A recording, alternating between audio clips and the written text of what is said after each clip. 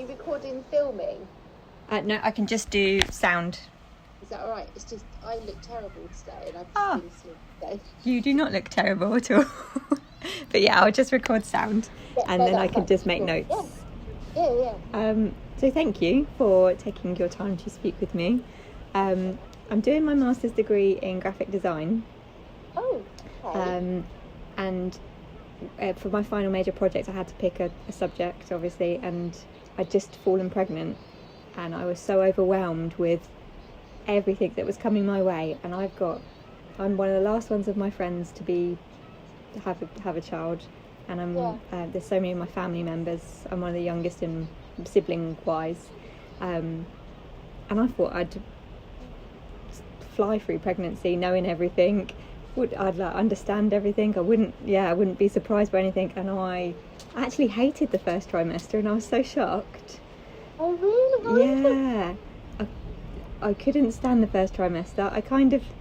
And that's when I first started my project idea, and it definitely warped it a little bit. But now I've been through it all, it's changed. But yeah, so that's why I'm doing a journal for pregnant women through to the first trimester, because I think after speaking to a midwife, the first trimester is always missed, and that's obviously one of the most important ones, because that's when it's like, here's your baby, off you go. So yeah, I just wanted to pick your brain, if that's okay, for some breastfeeding advice, tips and things like that. Absolutely. So my first thing I wanted to put in was obviously there's lots of people that don't want to breastfeed anymore, and that's fine, and it's fed is better rather than breast is better now. But what are the pros of breastfeeding? Okay, so the pros of breastfeeding is, well, milk, the human milk, so if I take it like that, human milk is made for our young, basically, and so that is all they need. But more than that, it's actually made for the individual baby from his individual mother. So it couldn't be more tailor-made, really. Right. And because of that, so I'm trying to sort of put it into simple terms, because I can start going and geeking off about it. So every element of breast milk is to set up your baby's immunity. And it's to set up the baby's immunity for where they live. Oh, wow. Who the mother is. What she's been exposed to in her life. Sorry, what was that last one? What she's been exposed to. So, like, if she's been exposed to any illnesses, where she's lived.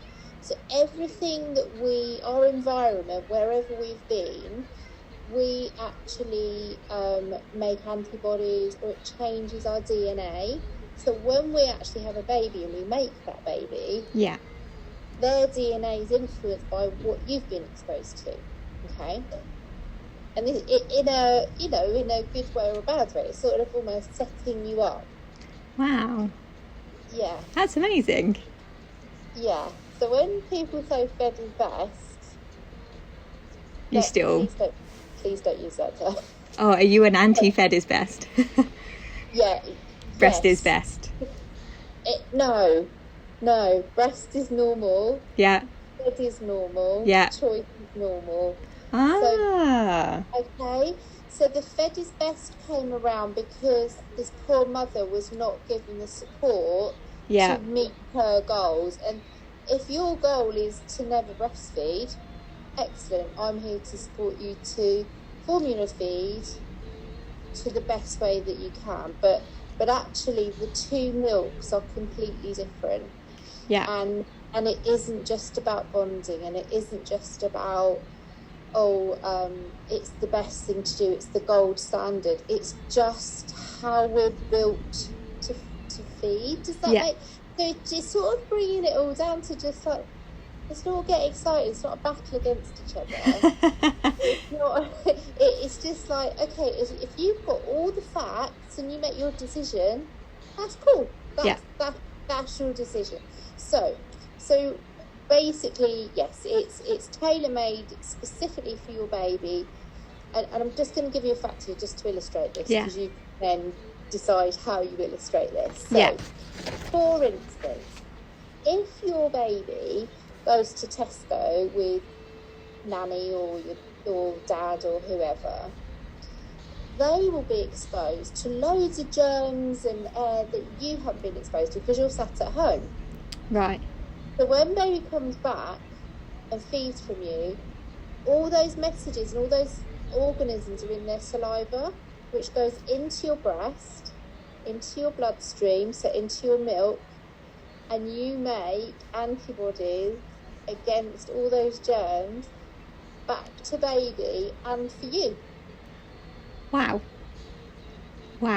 I did not know that, and I think all mothers should know that to make that decision on whether they want to breastfeed.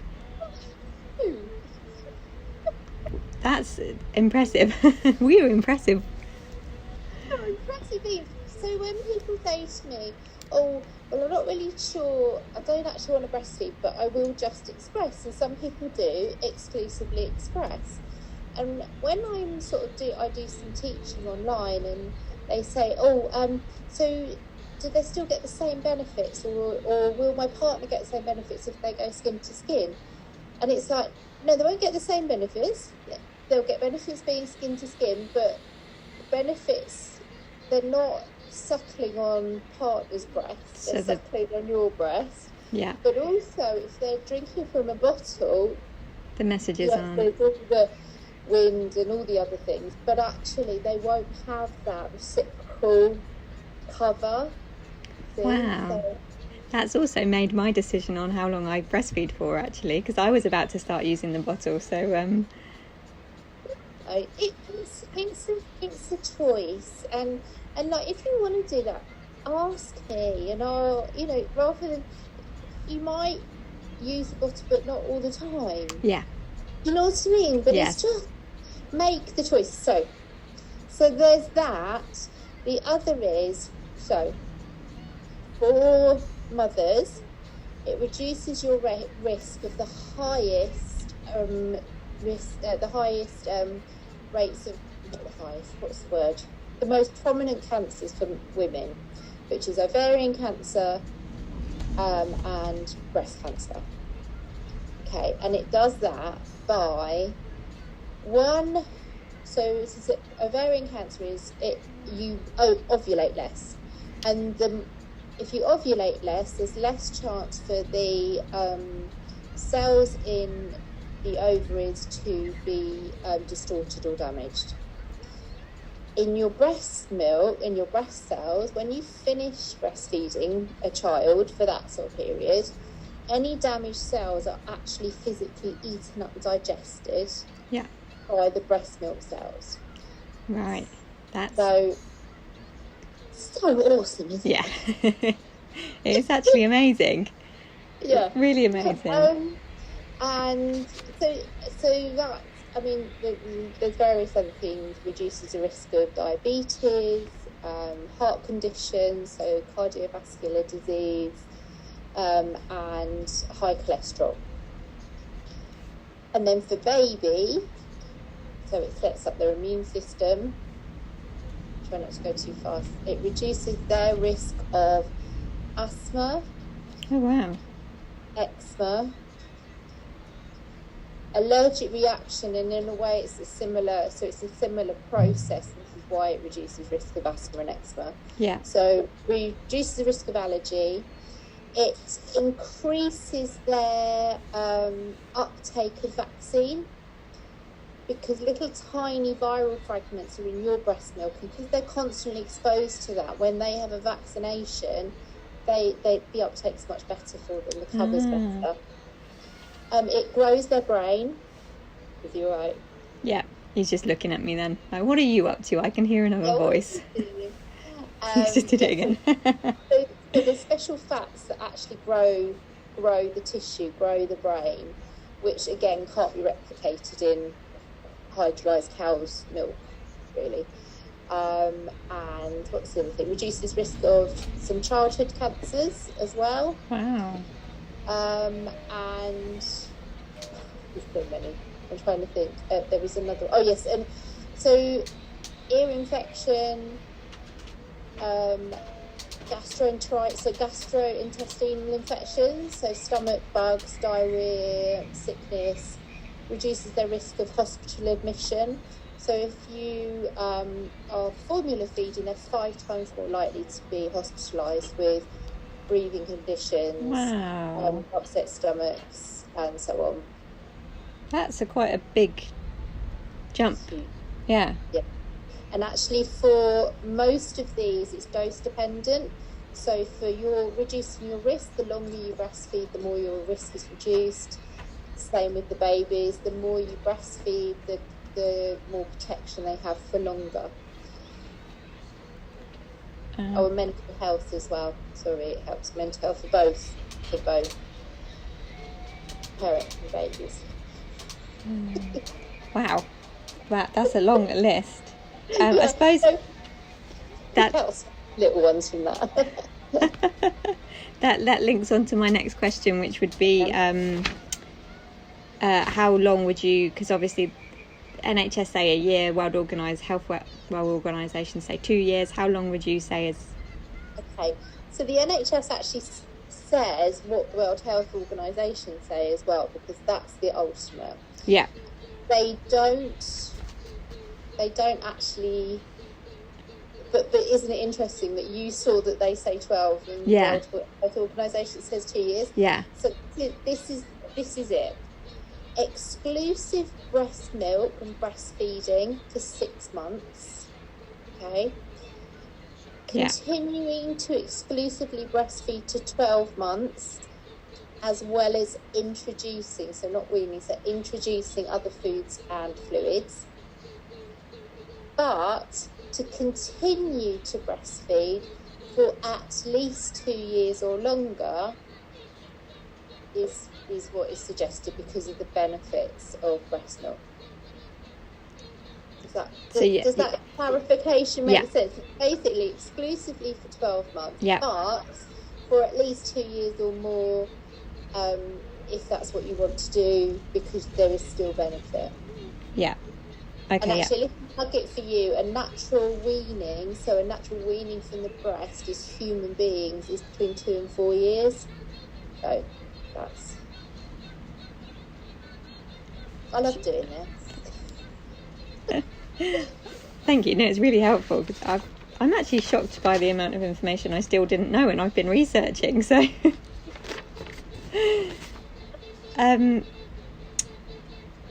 common complications. Okay. Of breastfeeding. Yes. Okay. This is a really good one. You'll like this. This is a good fact. 96% of problems. So, as in symptoms that are problems, are down to ineffective latch. Okay. But the next thing is, why is there an ineffective latch? Does that make sense? Yeah. So when everyone goes, oh, my baby's got reflux. Reflux is a symptom of something. There is a thing called reflux disease, but it's very rare. But reflux is a symptom, and why are they getting reflux? Right, yeah. And then we go, have you checked the latch? Oh, baby isn't latching properly, shallow latch, they're taking gulps of air. Or why are they? Oh, they've got a tongue tie. Or actually, we just need to reposition. But does that make sense? Yeah. So it's sort of like it's like a detective thing. Yeah. That you unravel. Sore nipples. Most common, everyone sort of used to normalise it. So, oh yes, well you meant it will be sore to begin with, and then it's fine. Well, where that actually comes from is women just moaned about pain, and so they just had to put up with it. Yeah. But it's just what you have to go through, and it's like, well, actually no, that's not true. And what actually was happening is it was really hurting because the baby wasn't latching, but actually by about 3 or 4 weeks, yes, some mums might have found it was a bit easier because actually babies were getting larger, they were opening their mouth a little bit more, they were maybe relaxing a bit more. Right. So sore nipples are not normal. Yeah. And again, it's probably down to latch. Yeah. So why is there a poor latch? Is it the body? Is it the mouth? Or is it just didn't start off in the right place? The other common one is, I just like to simply call it a slow start. Okay. So this is where there's a big weight loss on that day 3 or 5 weight, depending on where you live.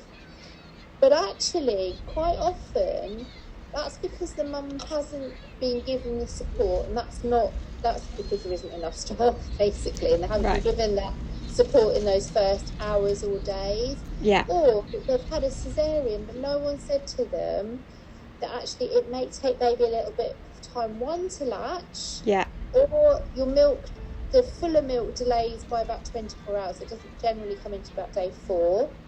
So it's about informing people to understand, but getting that intense, correct support in those early hours.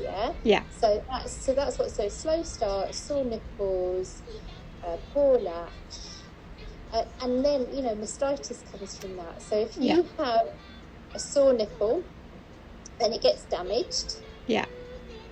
And it's going to get damaged and then blocked because the baby's not drawing the milk off properly. Yeah. And then that blockage causes it to turn into inflammation, which turns into mastitis, which can then turn into an abscess because some stupid doctor said, oh, well, don't feed on that side, when actually... That's what you need to do. Exactly what you need to do. Yeah.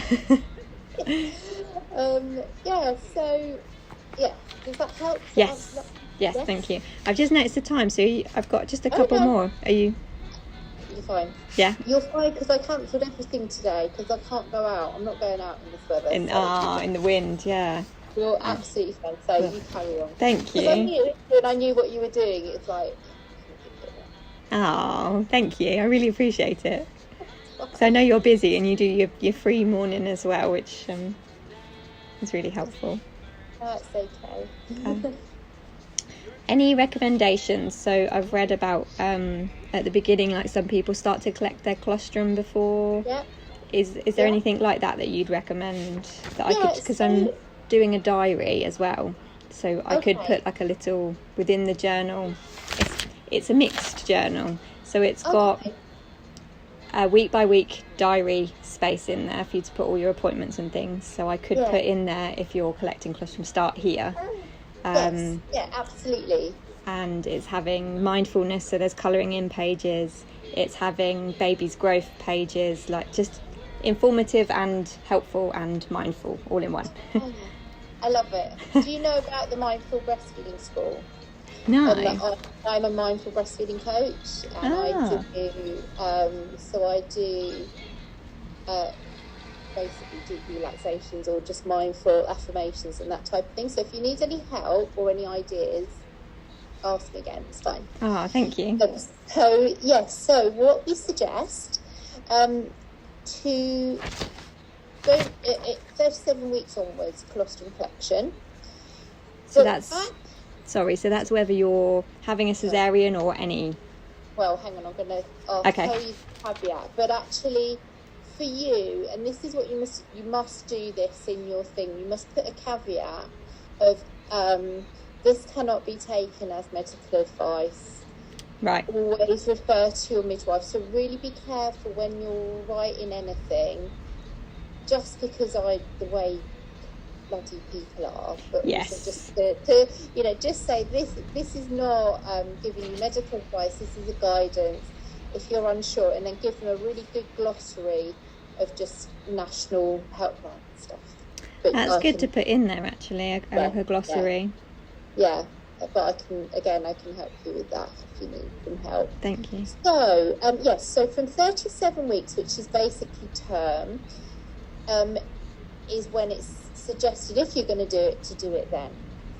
But actually what the main thing is just to learn to start doing hand massaging and hand expressing, because not everyone needs to collect colostrum antenatally, but it's about learning to massage your breast, actually learning about getting used to something, touching your breast. So some mums are very sensitive there, some mums have a very negative connotation with it. So it's almost building that relationship between the two of you before you have your baby. But there are some really beneficial conditions that having some colostrum collected, if you can do it, is helpful. And they are and you may not know this antenatally, this may be during labour, but if your baby is at risk of hypoglycemia, then that baby has to be fed within the first hour, and then they will have their blood sugars done after 2 hours of age. Okay. And the best thing to bring baby's blood sugars up is even the tiniest bits of colostrum. Okay. Because it triggers this system in the baby. Yeah. Okay. So that is things like gestational diabetes or diabetes. If you are on blood pressure tablets, so hyper. My brain is just completely gone. They say it's something to do with the wind. It's to do with the wind. Have you seen that blue light that's on me? I almost look Oh yeah, just a little half moon shining on my camera. I'm sorry. Yes. So hypertension. That's the word I was thinking of. So if you're on blood pressure tablets, if you're going to have a premature birth, the baby's small, you can look this up, but hypoglycemia. Because it means that actually, ignore the dog. What it means is you've got that there just in case, because quite often with all those babies that are born to mums that have these risks, they may be sleepy, they may have been delivered by cesarean, they may have had a forceps delivery, and actually that's why.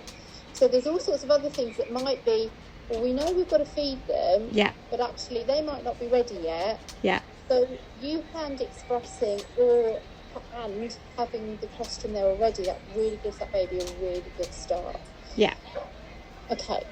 If you're having twins, or you are being monitored because your water is wet and you know you're going to have a premature birth, you can start before, because you know you're going to be in that category, but it has to be managed, always has to be managed by a midwife, and speak to your team. And I'll explain why, and this is really annoying. So, if you think about oxytocin is the hormone that we're trying to stimulate, isn't it? Yeah. And obviously oxytocin is also the hormone that starts contracting the uterus for labour. So everyone suddenly started panicking, oh, well, actually, then clearly that's going to risk you going into labour.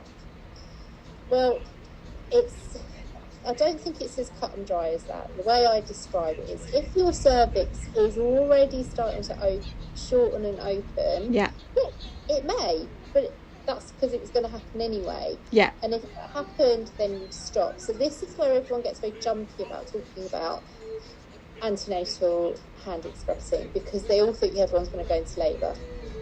If you're already at risk of that, we'd probably say, right, just don't do it, because we don't want you going into labour yet. Does that make sense? Yeah? Yeah. This is why I say, whatever you put in there, a caveat, no matter how simple, exactly. So I would just have this little footnote, little asterisk, just going through your notebook, just saying, please refer to so and so. So that's colostrum collection. But I would personally say it's about learning the skill while you've still got a bit of your brain, and you're not in the throes of like, oh my god, what am I going to do? And just learn the technique. So okay, great, thank you. Oh, going back from the notes now. That one. Oh yeah, last one is any helpful tips or gadgets or anything like that you'd recommend? Oh, sorry, the dog's so gadgets, right. Well, I've got a funny thing. So really there's not a huge amount you need. Yeah. So I'd almost say things that are useful, but things that definitely aren't needed at all, if ever. So I would say you don't need a breastfeeding cushion. No. Okay. Because actually it's more useful to have, like the cushion you have on your sofa, so like a long thin one or a little square one. They're far more useful than this dirty, great, huge thing. Because actually all you need to do is actually just maybe rest your elbow or just rest something against your wrist. If you've got this big thing and your boobs are down here and making your baby be up there, it's not really working. Yeah.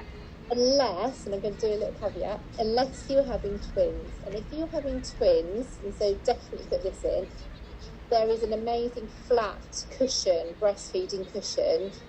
They are the people that will need one of those. Okay. Because it's really easy to lay one baby down while you get the other baby up on. Yeah.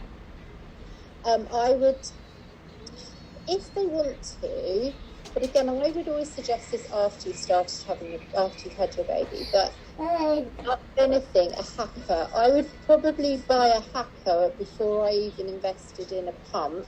Yeah. Because you don't know what your milk supply is going to do. Yeah. And it may not work, but it's only cost you 15 quid. Yeah. Whereas if you buy an LV that's cost you 300 quid and you find it doesn't fit you or it doesn't work for you, or this is, you've got this really bad relationship, because actually expressing can actually mentally really mess with your head. Yeah. I would say if you're going to buy anything, just buy a hacker. Okay. Right? And again, breast pads, we don't know if you're going to leak or not, so don't buy loads. Right. But I would probably buy some organic bamboo washable ones, because that's more sustainable. Breast milk's more sustainable, don't you? Yes. For every kilo of formula, 4 kilos of CO2 burned. Wow.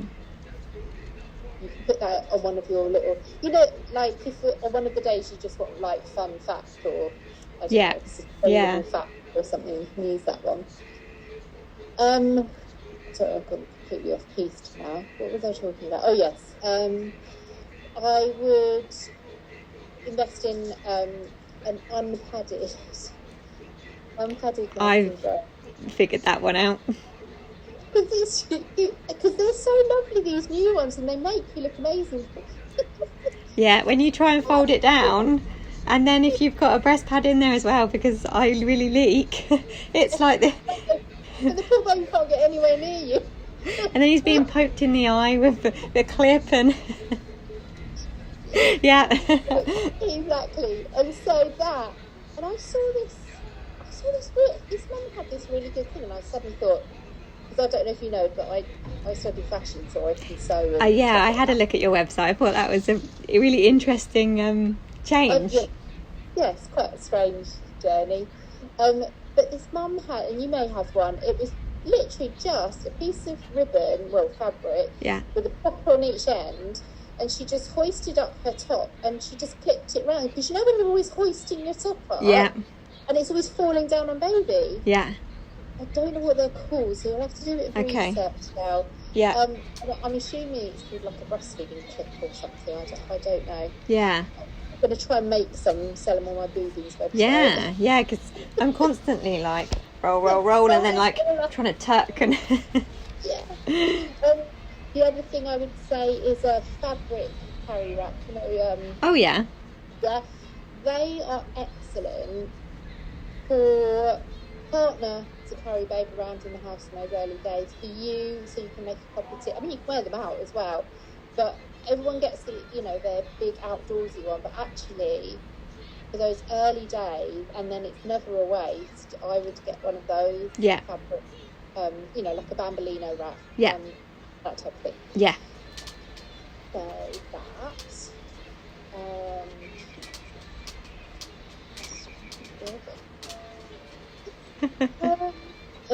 We've got this huge dog, and there's all laminate floor, and skidding. My cats do that when something spooked them. They'll run down the stairs and just across the floor. Spooked, and he's like 45-kilo dog. We had a German Shepherd, and as soon as it stormed, if there was thundering lightning, she'd be up on my bed digging into it, and then she'd wee on it, and then she'd bury herself. Oh bless my honest. I'm trying to think what else. else to buy? Because I know they like these tips. So, Yes. But I'd rather they didn't get stuff they don't really need. Yes. Okay, so I would say, what are they called? You know the crib that's open at the side? So The next to me's. Next to me's. Yeah.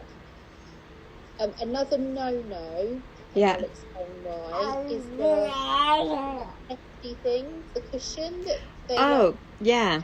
Right, so the reason I don't like those is because a baby has a series of reflexes that they have to imprint to start using their arms, and then they go to the next phase, don't they, where they put their hand to their mouth. Yeah. Or their foot will go in their mouth when they get that little bit older. Yeah.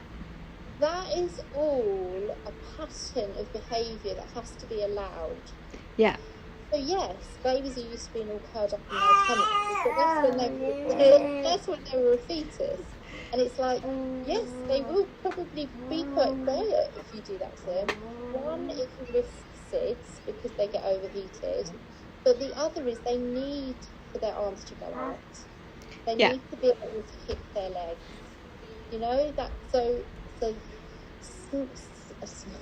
smuggling babies, that's not the right word. Swaddling babies or anything restrictive like that. You don't like it? No. Okay. And, you know, again, people who like them, there's nothing wrong with them. So we call them galactagogues. That's a really word for things that may enhance your milk production. Okay. And I say may because the best thing to enhance milk production is an effective lact. Yeah. But some cultures, they'll have fenugreek, some will have some will have oats. And it's all anecdotal, but it does work for certain people. But you don't have to have them. So it's like, you can if you want to, but, you know. Yeah.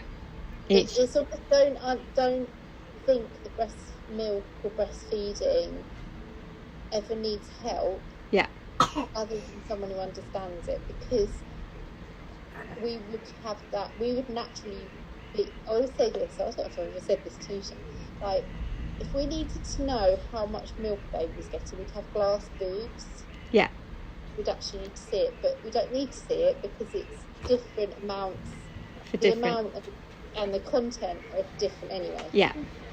Every feed, so No, that's good little fact. Because that's something that I've always wondered, because my friend's always expressed and fed, and I've always breastfed. And she's like, but you can't see how much he's getting. And I'm like, but he's growing. He's a big boy. And actually, so, and what it is, so for instance, okay, so I've got this much in my glass, but that much amount of fats and proteins is this much on another day. Because maybe need more water that time, or when the baby's ill, it'll be a different colour, it'll have different enzymes in it, and so it isn't just quantity. It's very cool stuff, isn't it? It's really fascinating, actually. You're making me a bit of a geek. Like, I want to know. I love it. I just because it's so amazing. Yeah. Well, they use it for cancer research. Oh, do they? They use the stem cells in breast milk for cancer research because they destroy broken cells. That's, you know, and that's amazing, isn't it? That they can detect that it's broken and it's abnormal, so we don't want that. Yeah, that is amazing. Yeah. Very cool. Right, I'm just checking. It's not. Am I freezing? I'm just. You were a little bit, but yeah, I'm just go on to my.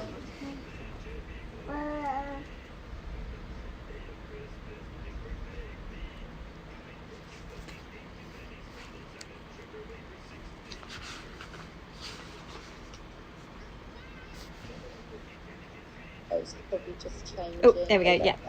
Yeah. Okay. Sorry. Yes. What else?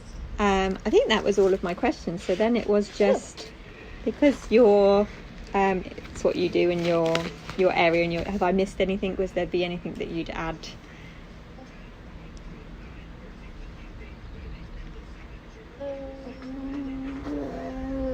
would, yes.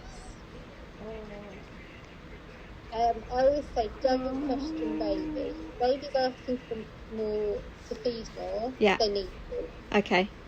So we may not think they need more food. They might need more food. They might need a cuddle, or they might need comfort. Yeah. So it's more those sorts of little facts. You can't overfeed a breastfed baby. However, if you've got oversupply, you may find you have a baby that piles the weight on more than average, and so that's the only caveat. But Okay. And yes, they do use you as a dummy, because boobs came through. Sorry, boobs help. He started chatting. Boobs came before dummies. Boobs. I like that. Yeah? So they're not using you as a dummy. they're seeking comfort, which is what they're meant to do. It's all those sorts of things. It's sort of almost like really understand what a baby. So a baby doesn't, not needy. A baby doesn't get angry with you. A baby doesn't hate you. A baby isn't being awkward, because a baby has two needs. One is to be, there's one need really, is to survive until the next day. And to survive until the next day, they need to be cared for and fed. That's it, basic instinct. They're in their reptilian brain. That is the only thing. There's no conscious thought. There's no... Yeah. It's all us putting it onto them. Right, yeah. So they've got two needs: to be fed and to survive till the next day. So. Okay, that's good. Thank you. And get support when you're pregnant, rather than after when you've got a problem. Go to groups before, read up, do as much as you can beforehand. So you could do that in your little lead up. Have you found your late, have any of your friends had babies? If you watch them feed, you could be doing that as you go along. Yeah. For your baby shower, buy them a voucher for a lactation consultant. Yeah. An hour, 2 hours with a lactation is a third of the price of an LV. Yes. Yeah, they are expensive. And could help you when your baby's put the breast together. Yeah. If I think of anything else, sort of in terms of basics and sort of that type of thing, let me know. How long did the journal go on for? How is it just the fourth trimester? So yes. Yeah, so just the 3 months for now. So yeah. Yeah. So that's cool. But yeah, that's where I've got to. Yeah, majorly. I think I've got one more question, which would be that because you've made me realise now the whole formula is normal, breast is normal. If I'm badgering on about how good breast milk is, I'm going to sound pro breast. Would you have any advice to level the playing field? Yeah. So I would put this: informed is best. Your choice is your choice. Yeah. Just make sure you have all the facts. Okay. If then you choose, if your choice is to give formula milk to your baby, get support in how to do that, and get support to understand the best way to feed them. Because actually what tends to happen is these poor mums that are formula feeding get left. They don't get shown how to face bottle feed. They don't have it explained that actually their nappies are slightly different, that they will be generally a similar weight, but actually will then, and so it's talking about the understanding it, but also not thinking, oh, the tin tells me I have to make this much. So they understand that actually that's the manufacturer making money. Right. So you still feed the baby's needs. Yeah. You still just respond to them. If your baby wakes up for a fit, they will not feed to a schedule. necessarily, Yeah. because they're bottom feeding. They feed in the same way. They still need to be held in both arms. Yeah, they still need to be talked to when they're being fed. So it's really understanding that there is help and support out there for however you feed your baby, but make sure you get all the information to make that choice. That's good. Yes. That gives you really nice. And Yeah. that's how I am. You know, I'm not. It's a myth that I'm here to make people breastfeed. I just want to make sure everyone's got the information. Yeah. So. Yeah, that's great. Thank you. That's really, really helpful. Pleasure. But seriously, if you think of anything else, or have you looked sort of through my app as well and the I website? haven't through the app. No, I might. Okay, so download Breastfeeding Hub app. I think most of the information I've put on the website, but I've got to play around with the website a bit. Okay. And then if you could ever recommend a book, it would be what's it called? It's by Dr. Amy Brown. Amy Brown. It's called Positive Breastfeeding. Positive. And that's for parents, and it's a really simple, evidence-based. She's like the top professor in sociology, but also in line with breastfeeding as well. If you want to read anything, she's got a whole host of really interesting books on it as well. Okay. But yeah, and I've written a chapter in one of her books about breastfeeding trauma, breastfeeding grief.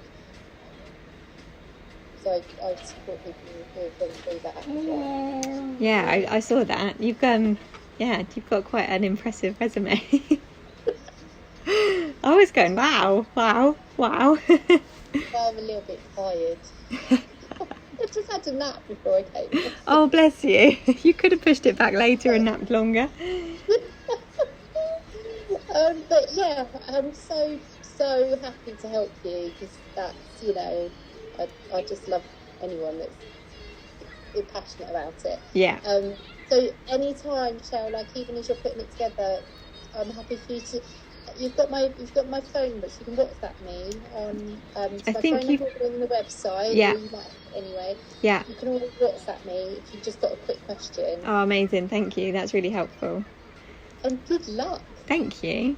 Can I be really cheeky and ask you one question about a personal thing? Of course, yeah, absolutely. while we're here, I'll stop my recording.